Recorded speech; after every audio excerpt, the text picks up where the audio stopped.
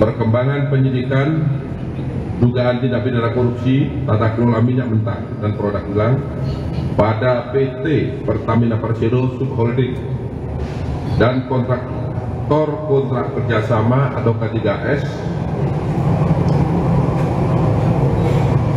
sampai dengan saat ini, pasca telah dilakukan penahanan terhadap 7 tersangka, telah dilakukan pemeriksaan saksi terhadap dua orang. Yang pertama yaitu Maya Kusmaya ST MSD selaku Direktur Pemasaran Pusat dan Niaga PT Pertamina Patra Niaga. Yang kedua, dilakukan pemeriksaan sebagai saksi terhadap tersangka Edward Corner ST selaku FV Trading Operation PT Pertamina Patra Niaga. Kemudian terhadap 2 tersangka tersebut, penyidik telah menemukan bukti yang cukup bahwa kedua tersangka tersebut diduga melakukan tindak pidana bersama-sama dengan 7 tersangka yang kemarin telah kami sampaikan di hadapan teman-teman jurnalis. Terhadap 2 orang tersebut ditetapkan sebagai tersangka berdasarkan surat perintah nomor 19-FB-2-02-02-2025 tanggal 26 Februari 2025. Ini untuk tersangka Maya Kusmaya. Sedangkan untuk tersangka Edward Corner ST berdasarkan penetapan tersangka nomor 20-F-2, orang tersebut dinyatakan sehat jasmani dan rohani. Selanjutnya tim penyidik pada malam hari ini melakukan penahanan selama 20 hari ke depan, terhitung sejak tanggal 26 Februari 2025. Terhadap tersangka Maya Kusmaya ditahan di Rutan Salemba Cabang Kejaksaan Agung, sedangkan terhadap tersangka Edward Corner ditahan di Rutan Salemba Cabang Kejaksaan Agung. Adapun kasus posisi dalam perkara ini dapat saya sampaikan secara singkat sebagai berikut.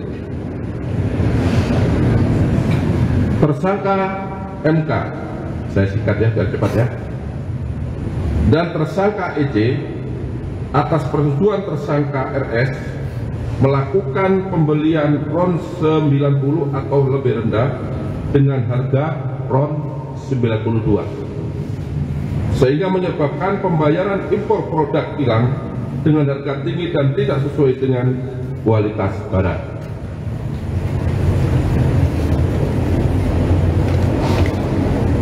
Kemudian tersangka MK memerintahkan dan atau memberikan persetujuan kepada EC untuk melakukan blending produk kilang jenis RON 88 dengan RON 92 agar dapat menghasilkan RON 92 di terminal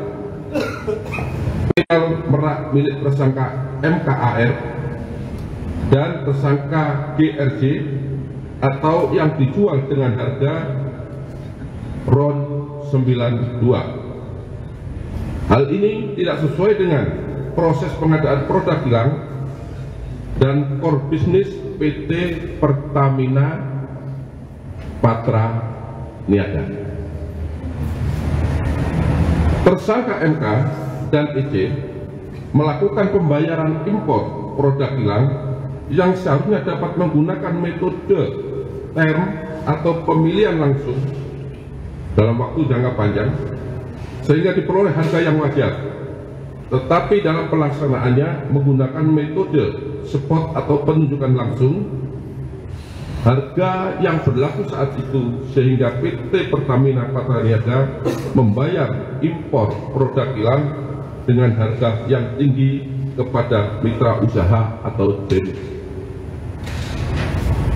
Selanjutnya, tersangka MK dan tersangka EC mengetahui dan menyetujui adanya markup kontrak shipping atau pengiriman yang dilakukan oleh tersangka YF selaku Direktur Utama PT Pertamina International Shipping, sehingga PT Pertamina Patraniaga mengeluarkan fee sebesar 13% sampai dengan 15% secara melawan hukum, dan fee tersebut diberikan kepada tersangka MKAR selaku beneficial owner PT Navigator Katulistiwa dan tersangka DW selaku komisaris PT Navigator Katulistiwa. Akibat perbuatan tersangka MK dan tersangka EC bersama-sama dengan tersangka RS, tersangka SDS, tersangka YF, tersangka AP, tersangka MKAR,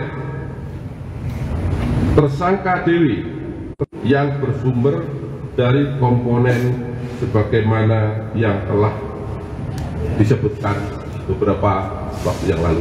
Itu ada 5 komponen ya, saya rasa teman-teman masih ingat. Perbuatan para tersangka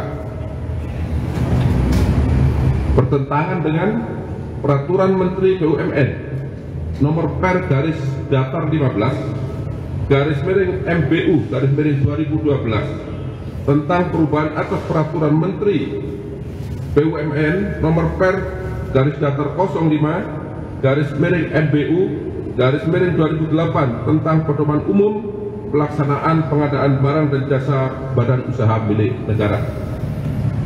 Kemudian bertentangan dengan TKO nomor B03 garis datar 006 garis miring PNC 400000 garis miring 2022 garis datar S9 tanggal 5 Agustus 2022 perihal perencanaan material belen dan penjadwalan impor produk bahan bakar minyak. Download Tribun X sekarang, menghadirkan lokal menjadi Indonesia.